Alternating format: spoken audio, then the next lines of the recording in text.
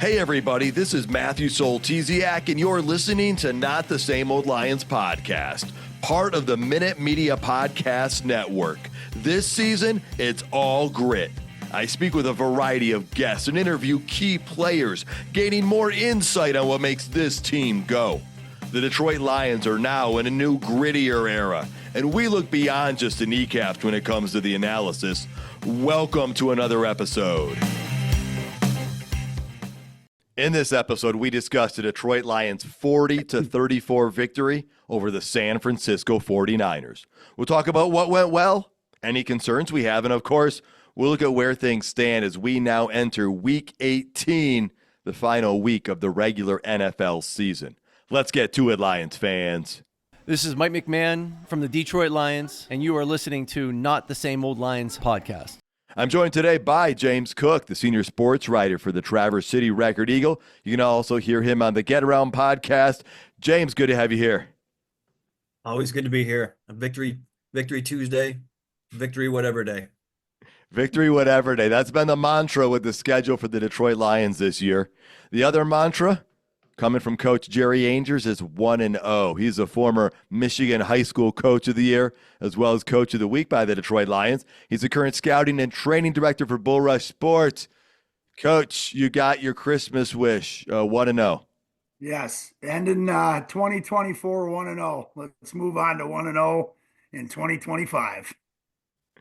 All right. Well, as we get ready to move on to 2025, we want to take a minute here and say thank you to the listeners, because this has been an incredible season for Not the Same Old Lions podcast. The number of people who have been tuning in and listening has just grown exponentially. It's been incredible, extremely grateful and thankful for that. It's been fun even going back to Lions training camp, ran into a fan, they saw a shirt, got a shout out about Coach Angers. You know, they just loved his analysis, his breakdown. And so, you know, it's really exciting. I got to meet some fans in the tunnel at a Lions game, Bill and Lori. And Dan, one of our regular listeners, you know, was nice enough to purchase some merchandise and put it on social media, just showing some love for the podcast along with the Lions. So just want to say thank you guys so much for that. Yeah, it's been pretty cool. I've ran into just wearing like the t-shirt and the hat that you gave us stuff. I've had several people come up to me just out in the wild, and either they've listened to the show or they just ask me about it, and then they're like, "Oh, I'm totally going to listen to that."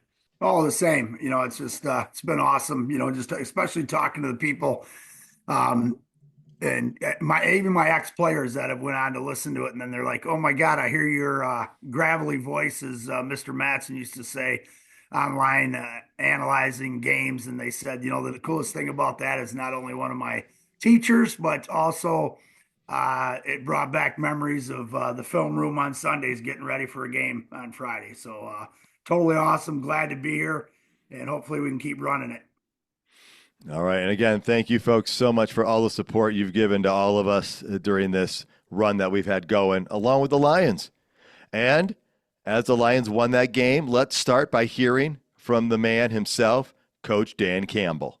Yeah, I wanted to, for me, it's, do you want to play a little bit better? Yeah, you do, in areas. But we calmed some things down in the second half. AG and those guys did a good job. And we talked about, man, disruption and takeaways, and we got those. And that's the world we got to live in, you know? So I feel good. And because I know that the most important thing is that we do complement each other. And when we need it, offense has got to show up. And defense, if we're not able to score, they got to show up. And we did that. And then we still got special teams, you know, that we hadn't even talked about yet. So we'll be fine. We'll be fine. Okay, guys, you heard from the coach. You watched the game. James, give me your reaction in a few words or sentences. All grit, no breaks. That you knew that Dan Campbell wasn't gonna take his foot off the gas and rest the starters like a lot of people were saying they were going to. So it was kind of funny. I don't know if you guys saw or not, that Zadarius Smith dropped an expletive on live TV on ESPN before the game. Didn't know he was live. And so as long as the three of us can avoid something like that in our enthusiasm, I think we'll be pretty good. I like that as a perimeter for us to work with, for sure. Coach, how about you? Oh, just I'm sure you saw Warner in his pregame bringing up Dan Campbell that they're bringing everybody. I just love that because that means Warner's reading press clippings and the internet instead of worrying about controlling a defense. But hey, they lost, we won. But just another game to get better and keep the train rolling. All right. I guess the summary I came up with is maybe it's better to trail at halftime and lead in the end. And then undefeated on the road. And that's huge. That talks a lot about the makeup of the team, and it just prepares them for whatever may come. And so I love that. I want to go back to Campbell's comments here for a minute, though, right? Remember a few weeks back, guys, he said he doesn't care if the defense gives up 700 yards as long as we win by 1 point. And at one point, it looked like we might give up 700 yards in this game, the way it was going early. But Campbell said the important thing is that they complement each other, Coach. And the defense made some adjustments at halftime. And so as far as things we liked, let's get to the defense in a minute. But they did play complementary football. And he said at times the offense is going to have to do some scoring for us. And they're going to have to when the defense is in a situation. So let's start with the offense here, Coach. You know, they got the job done in this game. Oh, there's no doubt. I mean, we could go through on, and you guys will highlight some of the plays and stuff like that. But one of the things I noticed and loved, of course, I'm going to say it, 12P, baby, 12 personnel. Mahogany and Skipper as the two tight ends. Oh my God. 12P, one of the plays that stuck out, the 12P, it was at 12:25 in the second quarter. Skipper's in, Wright is in at fullback. Sewell pulls and inserts on the linebacker, and Gibbs goes 15-yard run. We inserted our right tackle into block a linebacker and used Skipper on that side to help block. 13P with Skipper and Sewell. They flip Sewell over to the left side. Okay, they get a decent run, 4 or 5 yards, but again, they're working on ball control in that situation. And what happens on the next play? Still 12P, Skipper, they flip Sewell. Sewell comes around on a fake reverse. And again, they're setting things up. And I pick that stuff up during the game and watch it, and then go back and watch it in the morning. And just to see the different things they do with that. Okay, you know me, how much I love 12P. But I think the play that I love the most, Coach, before you get to the play you love the most, Yeah. I want to talk about this 12P because every time I saw them go with those big lineups, James and I are like, oh man, Coach is loving this. And have they unlocked something new with Christian Mahogany now? Like after what he did last game, now that they can add him to this? Yeah, I think they did. And I know they tried it earlier in the year. I think with he's still on practice squad. The lineman, I can't remember his name off top.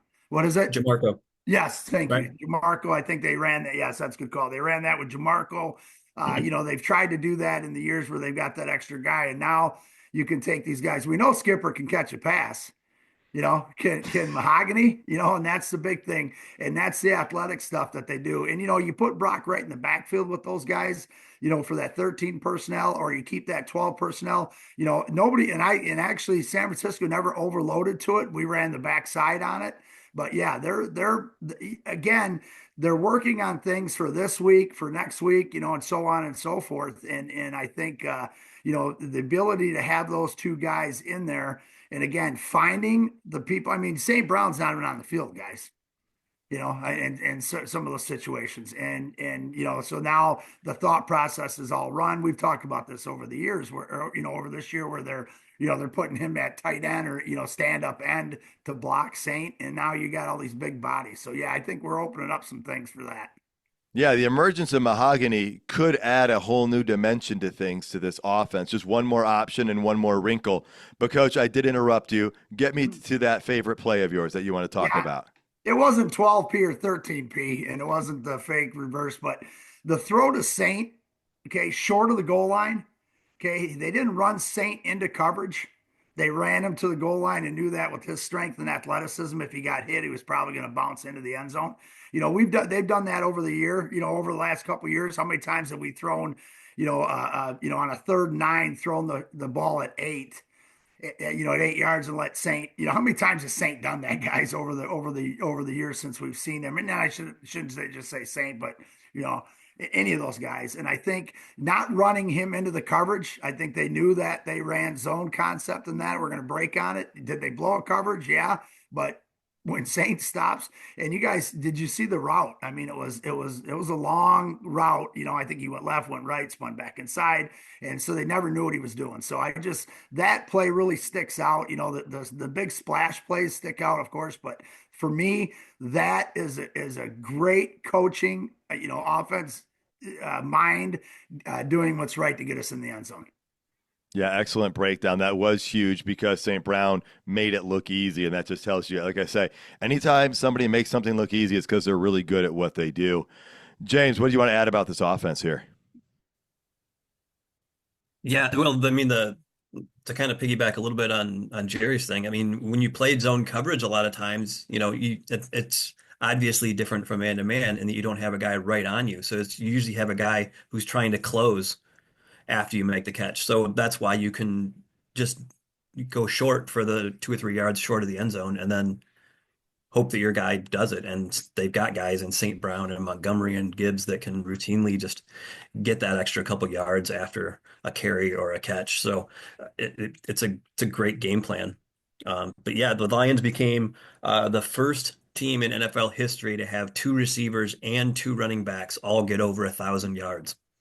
Because Williams is not over 1,000, I think, receiving yet, but he's got some rushing yards, so that puts him over 1,000. So 1,000 total yards. That's just this offense is what's keeping them in with all these injuries to the defense and stuff. So what they're doing is just monumental this season. All right, and the fun plays are great. The pitch from St. Brown to JMO, I went back and watched it because St. Brown's knee goes down, but he gets it then right back up. And if the 49er player had touched him while his knee was down, like the play would have been over. But, and I even heard St. Brown talk about it after the fact on how he's like, oh, this isn't like the coverage I want. Maybe it reminds you of the game against the Packers a couple years ago where he didn't have a lot of space to work. And JMO came around on that one. And JMO was like, it was hilarious. Before the play, JMO's looking at the sticks, he goes, I usually think touchdown, but I was just trying to get the first down on this play. And then once I turned the corner, he's like, oh, I'm gone. And so that was pretty sweet. One of my favorite plays was the Gibbs run late. And it was because Tim Patrick was blocking and sealing the edge, which really helped make that thing happen. And so it's all those other things on the offense. And JMO had some tough catches at critical times in this game, too. You continue to see the evolution of Jamison Williams, and it just continues to add another element to this offense. There was one drive, Allen had a huge catch down the sideline. And then 3 plays later after the touchdown, who catches the 2-point conversion? Tim Patrick. So you've got 2 guys who started the season on our practice squad, key contributors. And again, they're not like rookies who have never played the game. They're veterans who have had very good moments in their career and whatnot, who are a little bit later in their career, but have found a place here and are playing some key roles, making this team that much better. Coach, what did you want to add? How about that 3rd string running back we have? And the 4th string running back we have. Well, Coach, I was wrong. I thought maybe one of them was going to get a touchdown in this game, and Jamar Jefferson almost made one out of nothing. He ran so well, and Craig Reynolds, so you're exactly right on those guys. Neither of them got a touchdown, Coach, but you loved what you saw. Yeah. Oh, and again, we go back to it, guys, and Dan Campbell, they love each other. They play for each other. They want everybody to be successful. And when guys get an opportunity, they take advantage of it. And I think that's one thing that's comes from the coaching, man. That comes from the locker room. That comes from that staff. And we can continue to do it. One other thing I want to add to with JMO, as many dumb mistakes he's made, he is a kid. Did you watch his interviews? The dude loves his boys and loves the Lions. And after listening to his interviews, watching him and his smile, and I fell more in love with the guy. and just be smart. Hang on to that rope, please. Mm-hmm. Oh yeah, and he has been a key contributor, a key developer because as he gets better, it just makes the Lions' defense or offense that much better. And the rushing thing, 152 yards to 75. Now, Jahmyr Gibbs led the way, of course. He had 18 carries for 117 of those yards, and he did average 6.5 yards a carry. But Craig Reynolds and Jamar Jefferson, 7 carries for Craig, 3 for Jamar, and Craig also had a couple catches out of the backfield. They're playing some key roles. They were giving it to Jamar Jefferson down by, and Craig Reynolds down into the red zone, even near the goal line. And so, James, just we thought they would work them in more, but it's exciting and encouraging to just see a little bit more of that. And it makes you feel better that they're not just going to put everything on Jahmyr Gibbs' shoulders, which we knew they weren't going to do, but it's nice to see that in reality. Yeah. I mean, they weren't going to give Jahmyr Gibbs 25 or 28 carries or, just a true workhorse running back like you saw in the 80s and 90s. You're not going to see any more Eddie George type running backs who are carrying the ball 30 times a game. But so it was nice to see them spread it out a bit, and see Reynolds take some of that. And he averaged 4.5, almost 4.5 yards a carry, which was pretty impressive for Reynolds. So I would have liked to seen a little bit of Vaki just to see what he has in that game. But maybe they're saving that for a little surprise, a little January surprise for somebody. Very possible. Again, passing wise, people put Goff and Purdy up there. They put their numbers up there. There were a lot of numbers very similar. I think Purdy did throw for about 70 yards more, but there was a really big difference in this one, and it was 2 interceptions, Coach. Purdy had 2 of those.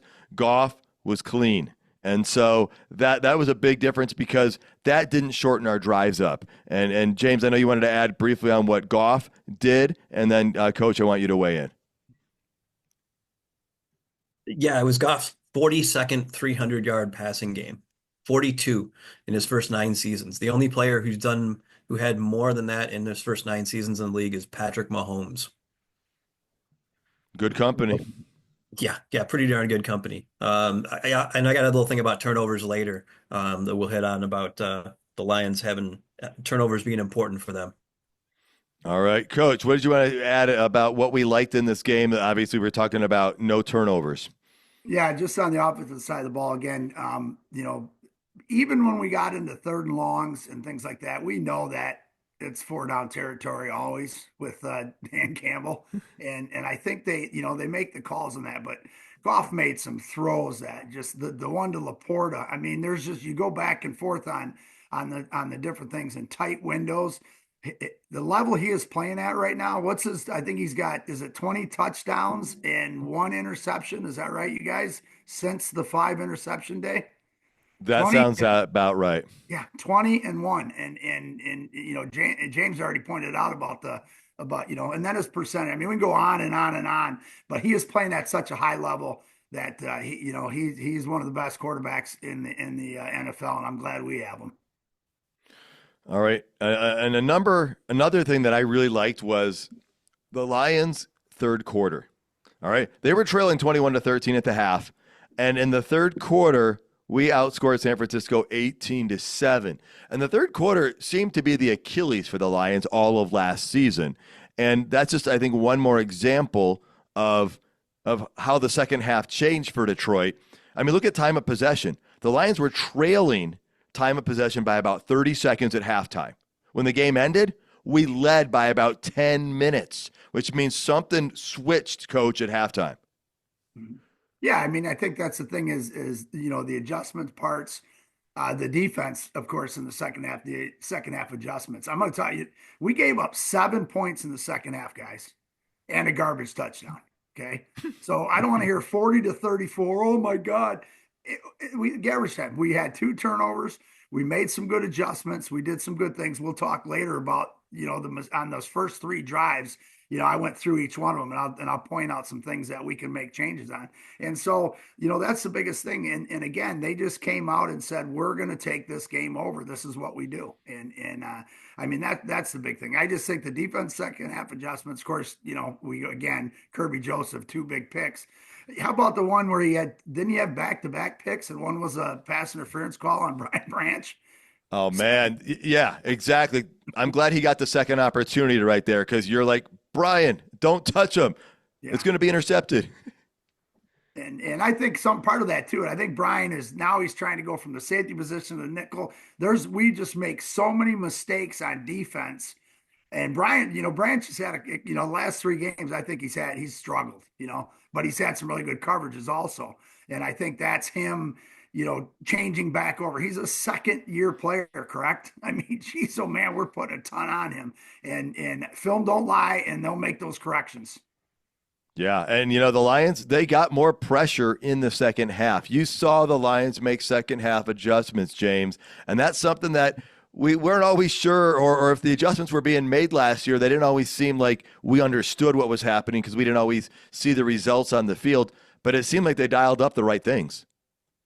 Yeah, they certainly made changes in the second half. The first half, it seemed like they played a lot of just pretty vanilla base defense kind of, and let the personnel kind of do what they do. And the second half, Aaron Glenn kind of dialed up a few pressures, a few blitzes here and there, and they resulted in some good pressures. A couple of sacks, the one by Branch late, and then I think the other one was Miles Adams, one of those guys from the Legion of Whom that they picked up a couple weeks ago.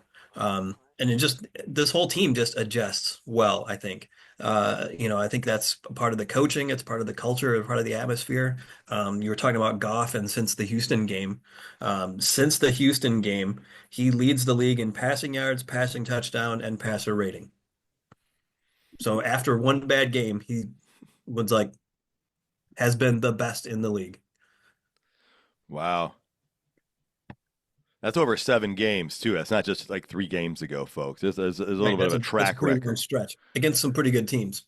Yeah, it's not like you have the best yards per carry as a running back and you have 12 carries on the season and somebody else has 200. So, yeah, that is great. The other great thing, no injuries. No injuries, guys. I mean, Sewell came out of the game but then went back in after the game. Campbell said it was nothing big. So I guess let's move over to turning points, critical moments, because every game has them. Kirby Joseph had interceptions. He had 2 of them, and both of them were actually critical or pivotal. The first one was in the third quarter, and that was right after Branch had a penalty. That was that pass interference call we talked about, Coach.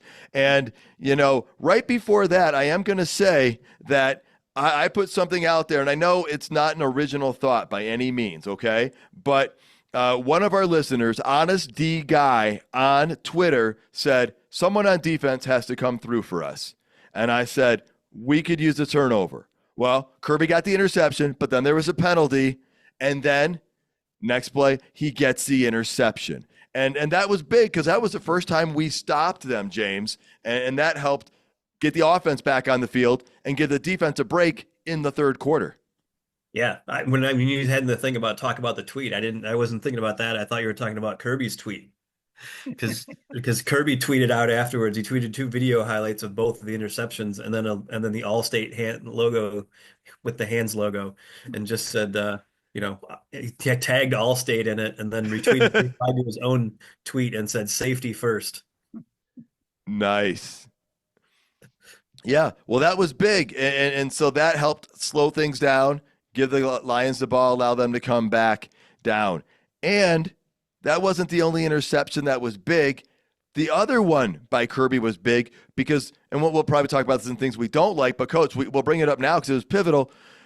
Branch gets a penalty here, and it's a unnecessary roughness penalty for shoving a guy that didn't need to be shoved, and that really put the 49ers, gave them a little bit of new life right there. And fortunately, Kirby was able to come in and save the day there, too, and stall that drive and reverse the trend. Oh, I love it. First of all, Branch does that. What does Campbell do? He pulls him right away, and he's after him, and I love that. So what does Kirby Joseph do? The Lions run that inverted cover 2, or invert, whatever, where he can just sit in the middle and read, and the 2 corners drop into halves concept.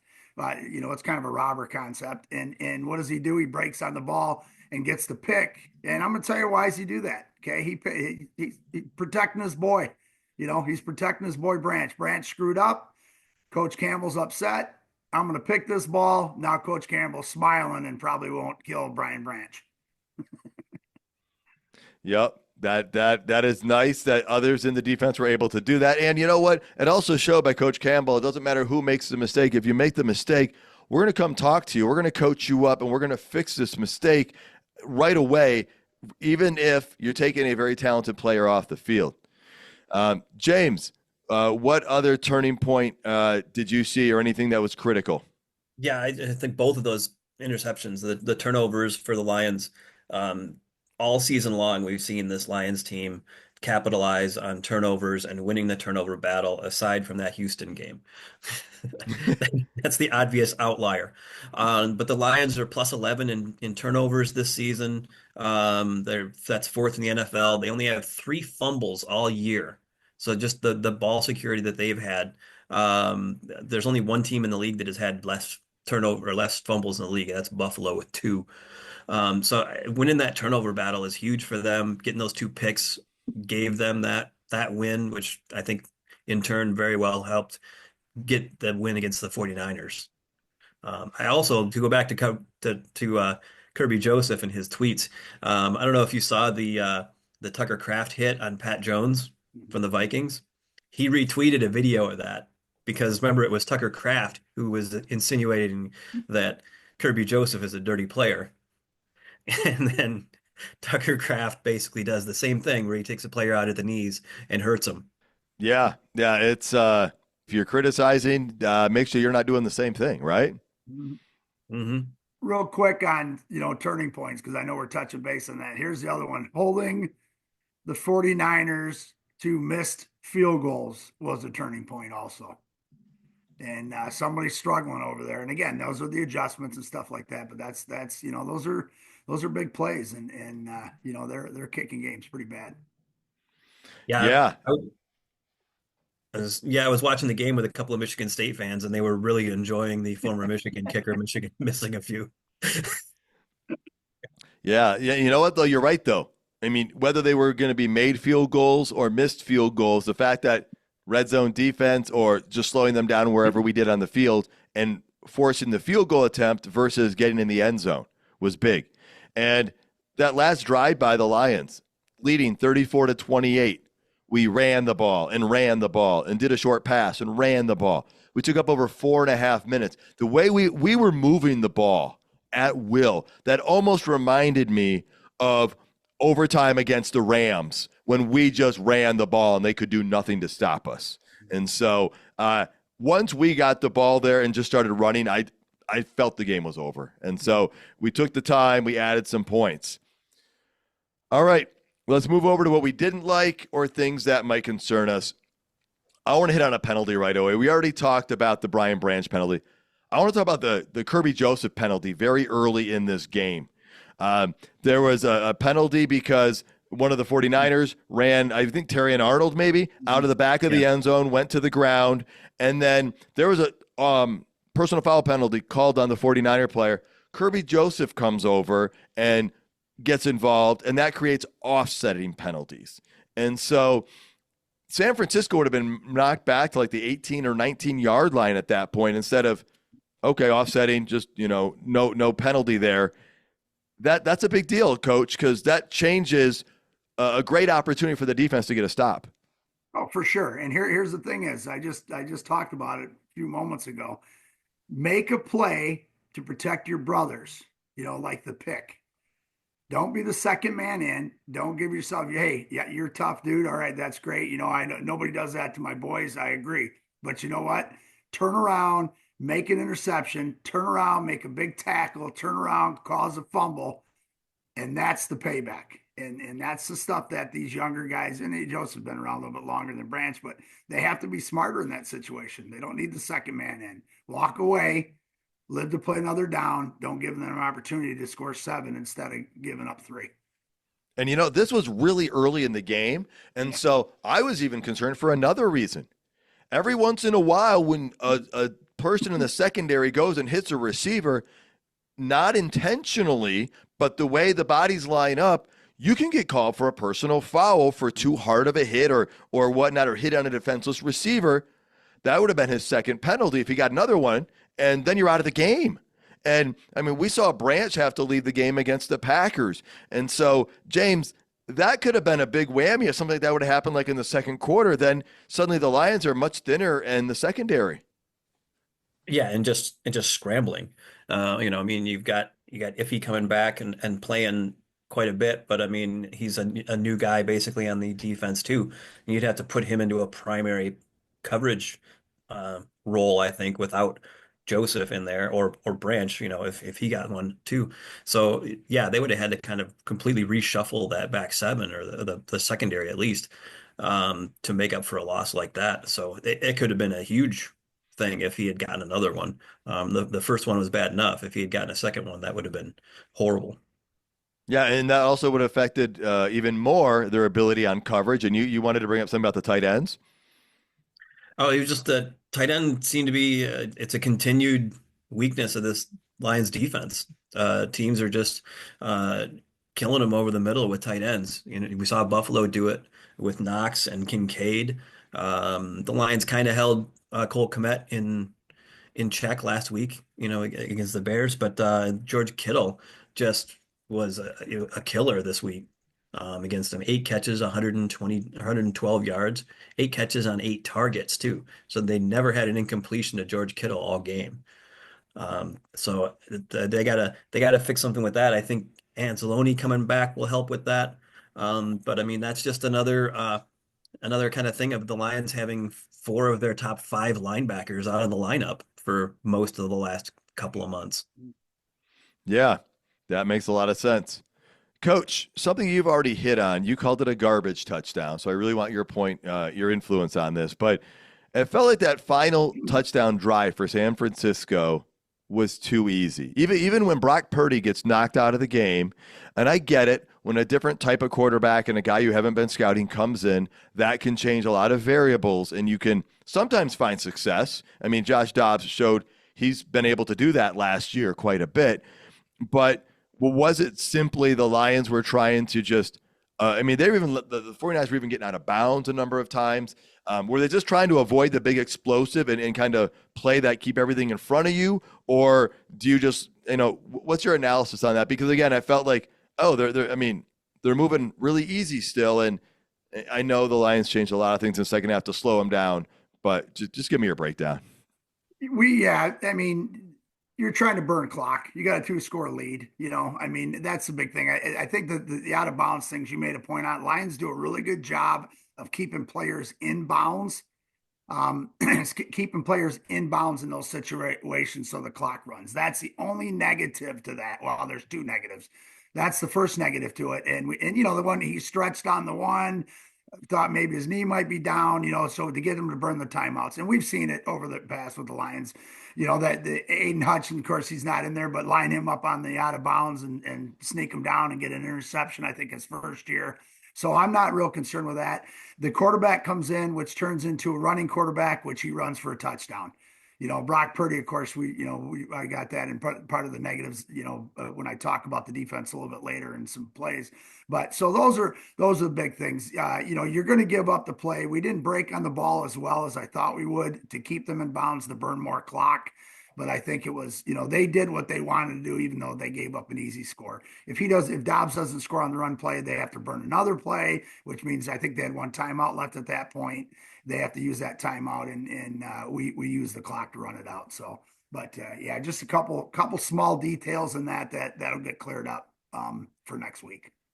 All right. Well, speaking of details, I'm not trying to be hypercritical. When a team's 14-2 and they play so well, please keep all that in perspective of all the things they are doing well. Mm-hmm. But it seemed like there were at least a handful of times the Lions were so close on a few plays where, hey, we got the pressure on the quarterback, but we can't make the sack. Or, one of the defensive backs is going to tackle this guy for a loss of 4, but it turns into a gain of 12, Coach. Are those just one-off things, or is that something to be concerned about? Because they've been a pretty good tackling group most of the season. I'm going to run through our first 3 series, if you guys don't mind. So first of all, Jack Campbell is lining guys up and telling them where to line up. Jack Campbell cannot play fast when that's happening. I know he's wearing the green dot, but So let's talk about if Anzalone's back. If Anzalone's back this week, those things all change. Okay. And James alluded to that earlier. If Anzalone's back, those things all change. We have Nowaski and Maben, who's just back from his first game, Pittman and maybe Neiman, Turner, or Quan. So the linebacker core is going to be that much better with Anzalone back. Okay. So the Okay. first three series, okay. Second play of the game, San Francisco motions the trips. Neiman and Branch both take the flare. Okay. Neiman and Branch both take the flare route. Okay. Bad. Neiman and Branch. Both two guys out of position, not in positions that they've been playing all year, or not starters. Okay. Then the first touchdown, good defense, just a better offensive play of the game. That was a great throw where Branch got beat, man-to-man coverage. That's part of the game. Brock Purdy's a good quarterback. They got good receivers. It's the NFL. You got to give them that one. But it's the first play. Second series, okay? First play of the second series. Muhammad, great. We got great coverage. Muhammad gets a holding call against him because Kittle tries to block him. Muhammad grabs him. We got pressure. If he even lets Kittle go, we're going to stop that play, guys. That play is over with. Okay. That play is going to be gone. All right. So what happens then? We get pressure on them in a play in that situation. Great pressure on him. He has to throw the ball up. Freaking rookie makes a one-handed grab and tiptoes and stays in bounds. Okay. Just take one of those away. Okay. Just like in the first drive, take one of those plays away. All right. The third one. Okay. Second series, one-handed catch. Oh, don't forget, backside backer over pursues. It's Pittman. He over pursues. He goes flying the other way. The backside linebacker is not going to make the play on the other out of bound on the other sidelines. Stay home. Again, Anzalone's back. Campbell's back. Follow what I'm saying. Now we got guys that say I can't over pursue because something might come back at me. Okay. What happens in that series? Reader jumps off sides. Reader. Okay. Yeah. Reader jumps off sides. My bad. We see that. Again, that doesn't happen. It hasn't happened all year. Okay. All right. And then again, overflow again with the backups. We get an overflow again on the backside.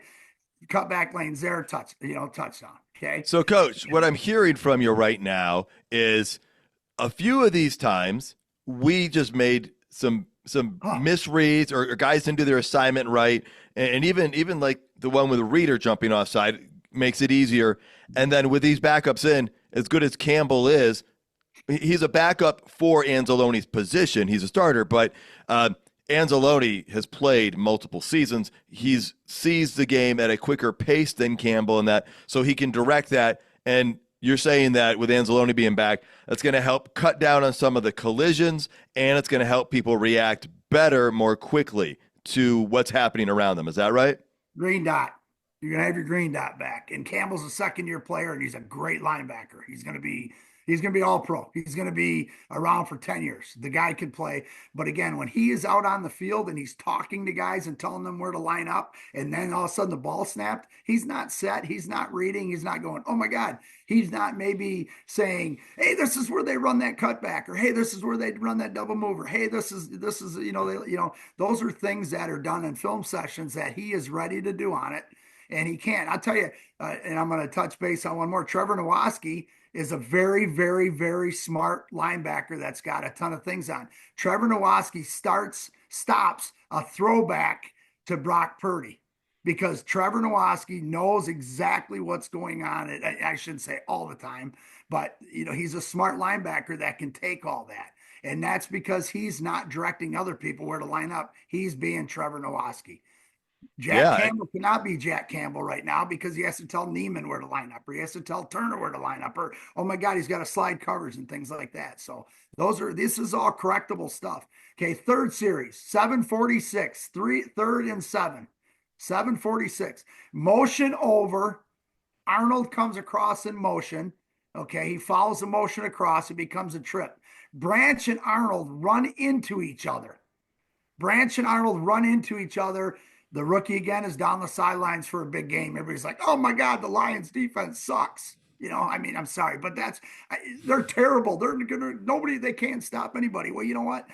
Again, a rookie with a second-year guy who's playing a position that he's probably not going to be playing because now they have to move him down in the box. And Arnold, if he adjusts over top in the trip set, if he just stays back a yard instead of coming towards the line of scrimmage, he does not get picked off by Brian Branch, and he's all over the coverage.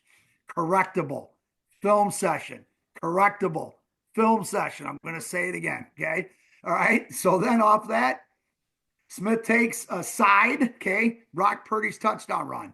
Smith and O'Connor have great pressure. Okay. We got pressure. We got a ghost 9, which is we got a wide 9 technique on the outside. We're going to keep him into the pocket. Okay. Smith takes a side instead of keep pressing. He bends to his left. Okay. O'Connor makes a move to his right. Okay. So Smith bends left. O'Connor makes a move right. Brock Purdy takes it to the house. Okay. Correctable positions, correctable things that can make. Okay. And again, I get excited about this because as a coach, after a game like that, you're like, oh my God. And then after you watch the film, you go, oh, wasn't as bad as I thought. So let's go. Go ahead. That's encouraging because, like you said, there was a play where the 49ers just made a better play than the Lions on one of those, but that wasn't the case on all these. And James, I know you've got some insight as well. It's encouraging to hear that so much is correctable. Yeah, I actually had a question for Jerry. I'm like, so on the Purdy scramble, what was Zeke Turner doing? It looked like he like glitched in a Madden game and just froze, like he was a deer in headlights. I don't know if he was in a spy concept, which it's not as much as some of those other running quarterbacks we've had, but Turner was kind of caught in no man's land. But the thing is, what Turner should have thought about is, hey, it's a 4-man pressure. Let me say it again. It's a 4-man pressure. 11 minus 4 means we have 7 guys in coverage. Turner, go to the queue. Don't fall for the Patrick Mahomes pump fake. Just go to the quarterback. And I'll guarantee that's another thing. Again, Anzalone's back. That does not happen, guys. That does not happen. And coach, if he's playing zone, you're not on a specific person. Who are you guarding? You're guarding an invisible area at that point.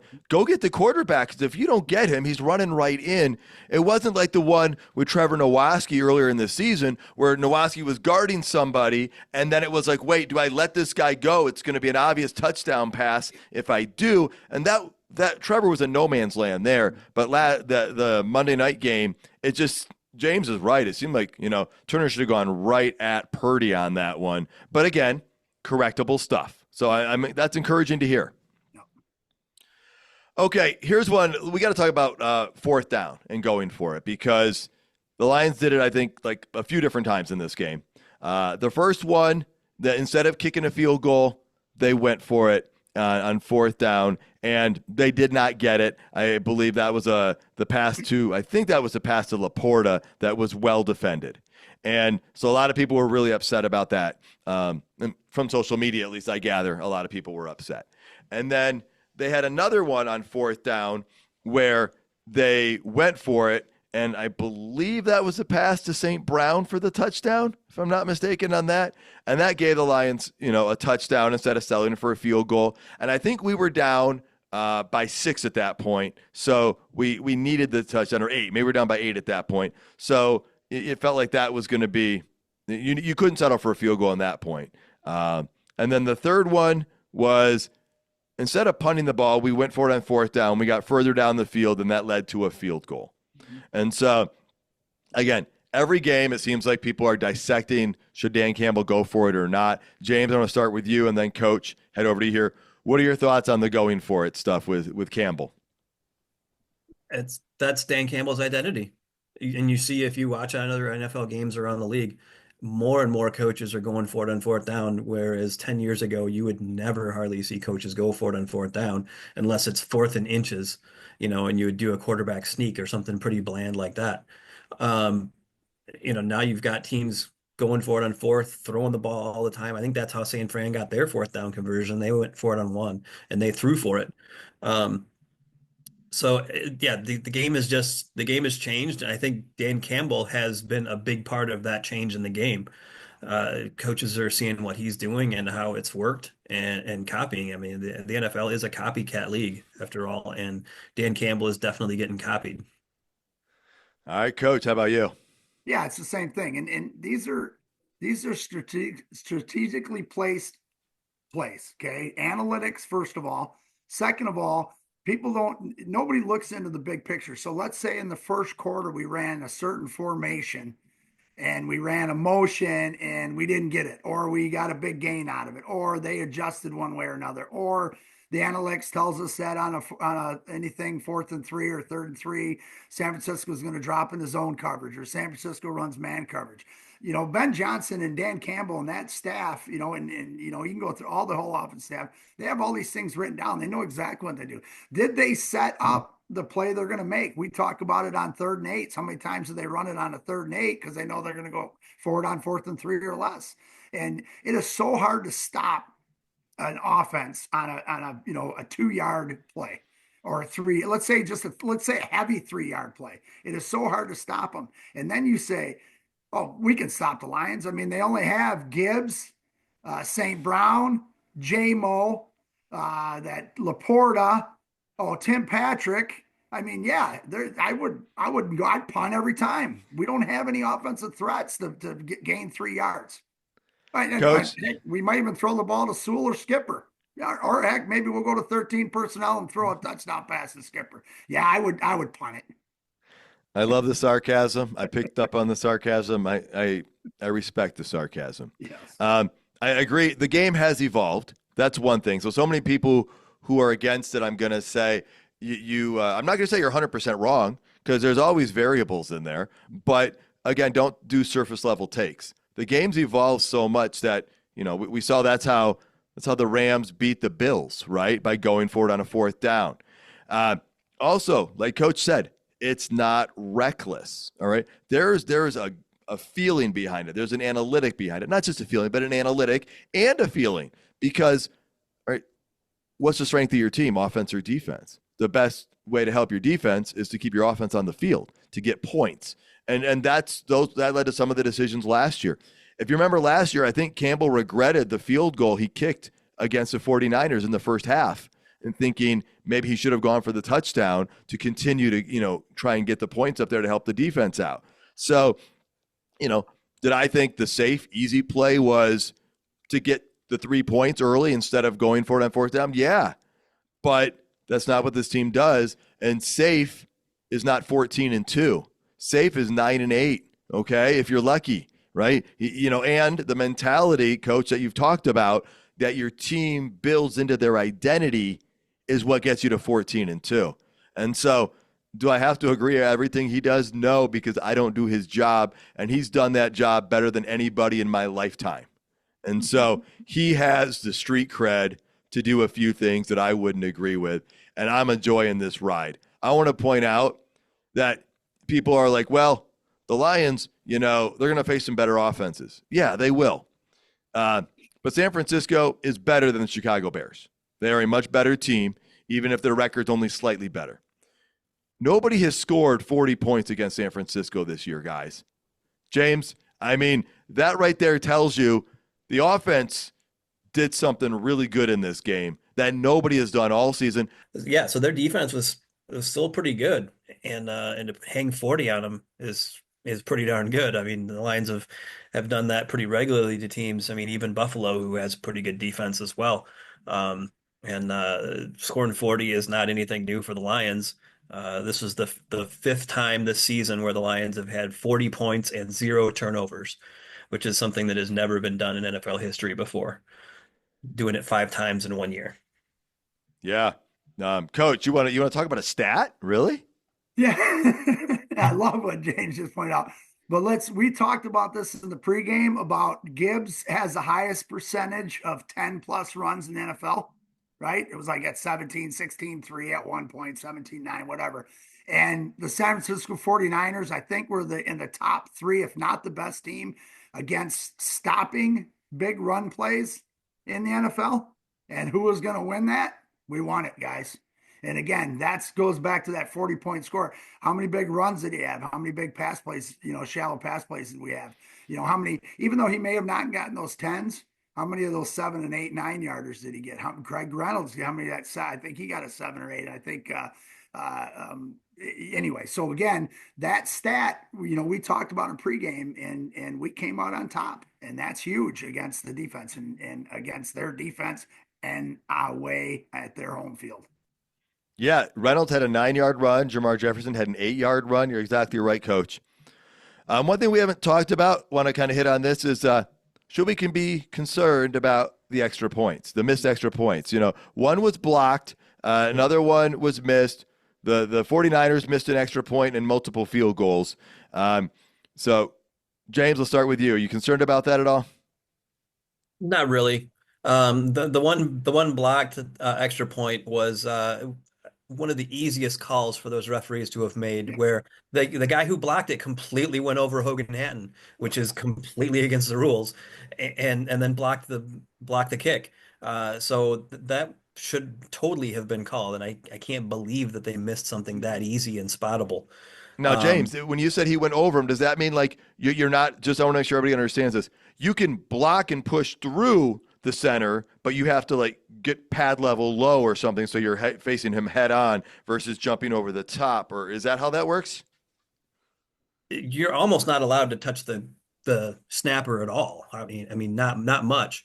And he completely bowled past him and knocked him over, which is just patently against the rules. Coach, what did you see on that play, and are you concerned about any of this? Well, I saw the same thing. I mean, Hogan's given away about 100 pounds to that D tackle that went through him. He started in the gap, he started on a looked like almost a tilt concept where he was on the guard, inside shoulder guard, and he ran him over. I mean, the kid was had his head down. I don't even think he even got his head up after the snap, and he ended up, with him go over top. James is correct. They better start protecting those guys, especially because the NFL guys, they're the centers, the long snappers aren't these 300-pound Neanderthals. They're usually a big athletic, linebacker type, tight end type guy. And yeah, if you're going to do it, I mean, we've seen it a couple times this year. I mean, Brooksy, for the Packers had a big block in a game. I think the one that beat the Bears, and he ran the center over. And so quit, do what you're supposed to do. If you're going to protect the guys, protect the center, protect the long snapper, because they have a tough enough job as it is to get that ball back there in time and at chest level so we can get it down. So anyways, I totally agree with James on that one. Yeah, and Jake Bates hit a 57-yard field goal at a critical time in this game, guys. We were down 28-21. A former Lions kicker, their field goal was on target but came up short this past weekend. And so, it's nice having Jake Bates there and the ability to attempt a 57-yarder and know that you have a good chance of making it. So I agree with you guys, because I saw Hatton go backwards as well, and I was like, why? I was a little bit confused on that. We just want consistency with that. It should also be pointed out, Jake Bates, in his rookie year, has established a new single-season franchise record for points scored, passing Jason Hanson's previous record of 134 points back in 2012. If you break in a record by Jason Hanson, you are doing something right, Coach.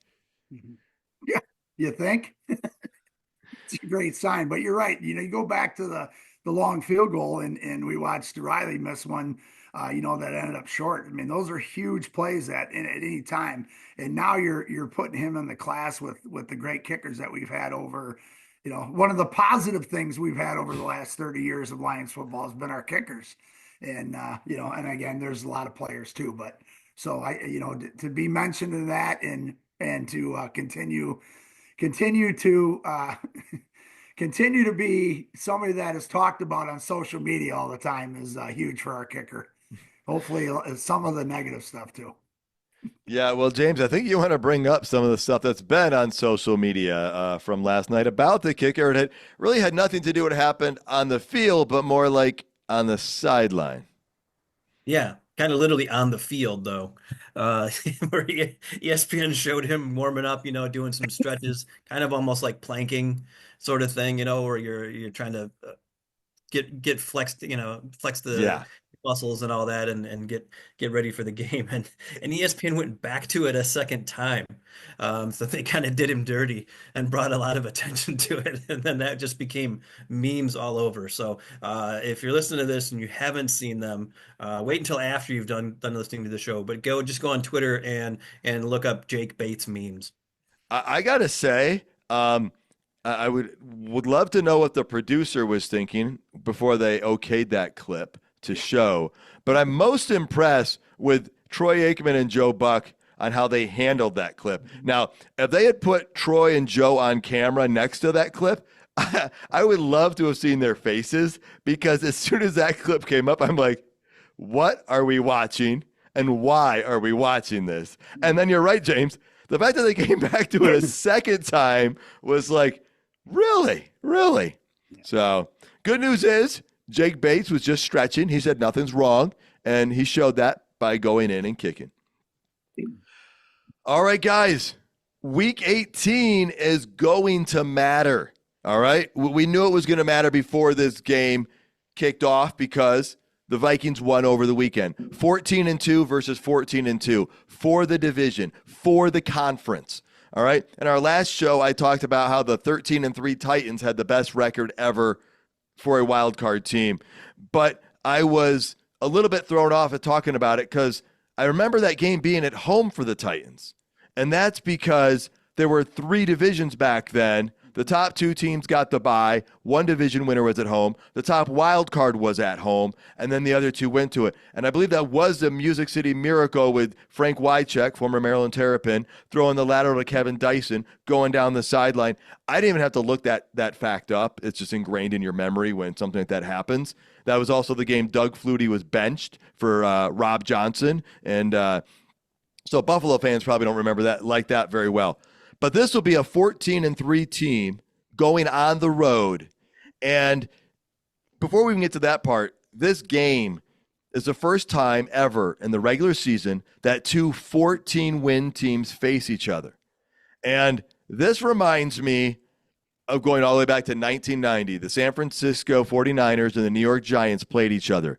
They both were 10-1. They had both just come off a loss. They were both 10-0. The next week they lost. Then they played each other. I don't know if it was Monday Night Football or Sunday afternoon. I'm pretty sure it was Monday Night Football. They call it the almost perfect matchup. And those 2 teams would actually rematch in the NFC Championship game. The Giants went on to the Super Bowl 25, and they beat Buffalo. This is a colossal matchup. The 2 best teams in the NFC are meeting to decide the NFC North and the NFC, James. It can't get any bigger than this. I mean, until you get to the playoffs. Yeah, that stadium is going to be so crazy on Sunday.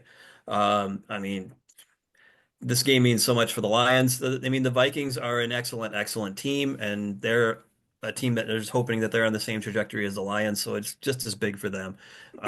So, this is just such a massive game, and it's just I don't know.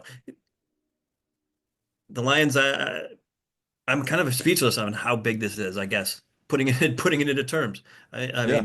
mean, everybody's talked about the Lions having the number 1 seed for so long, and now it's within grasp, but it's also within being able to slip away. Yeah, and we're going to get into that a lot in our next preview show, but we just kind of want to touch on it here. Coach, you've seen a lot of Lions games in your day. This is a regular season game, not a postseason game. Both teams are in the postseason no matter what, but this could hit some ratings records. A lot of people are going to tune in to watch this one. Oh, for sure. Go from 1 to 5, in your seating. 1 to 5. The biggest thing. The Lions. The big thing for the Lions in this one, I think they're using this as a playoff game, which he's talked about it all week, because that's what they're developed to do. Every game is the biggest game in the world, no matter who you're playing. And I think that's what they do a great job in the coaching, just like going out to San Francisco and playing everybody. And I think so that's the biggest thing. I think they're also, if you look, our bye week was week 5, correct? Yeah. And now we have an opportunity to fit a bye week in playing, without playing right away. Again, a lot of times you don't like that, but this one here I would really like. What magnifies that also is you play 2 home games to get to the dance, or you play 3 road games to get to the dance. Okay, we are 8-0 on the road, but I really would like the 2 home games to get the dance, and then see what happens. And again, it's special teams are going to be a big part of it, and we got to make sure we do a good job at sealing home field. Yeah, and like you said, it's a big extreme. It's 2 home games to get you there, or 3 road games, and so yeah. Well, we're going to get into that in our next episode. It's almost time to get out of here, so let's hit some final thoughts. James, let's start with you. Any final thoughts before we wrap up? Yeah, there's only been 36 teams in NFL history, including the Lions, Chiefs, and Vikings this year, that have won 14 games in a season. Only 36 times ever done. Of those 33 before this season, 21 of those went to the Super Bowl. 12 of them won it. One of those 33, which is a team called the Frankfurt Yellow Jackets back in 1926, did it when there weren't any playoffs. So there was no chance for them to go to the Super Bowl or the championship.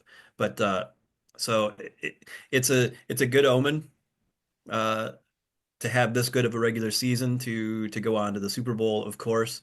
I don't know, trivia for you guys. Where were the Frankfurt Yellow Jackets located? I had never heard of them. I had to look it up.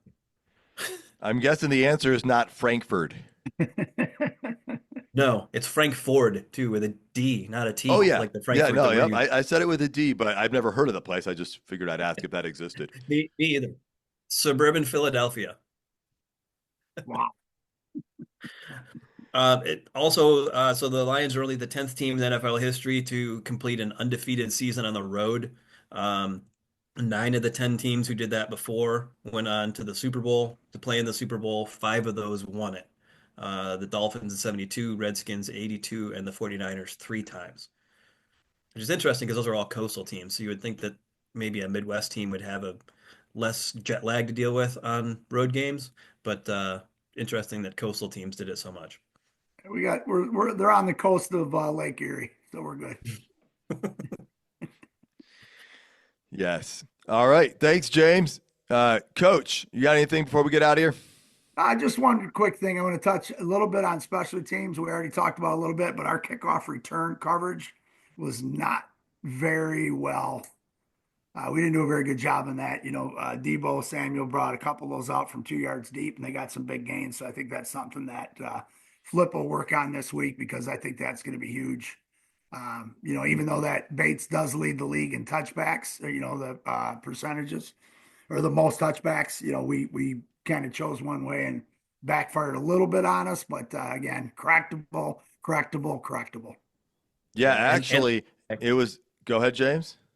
And the new guy up from the practice squad, elevated for the first time this season, committed a penalty on one of those kickoffs too.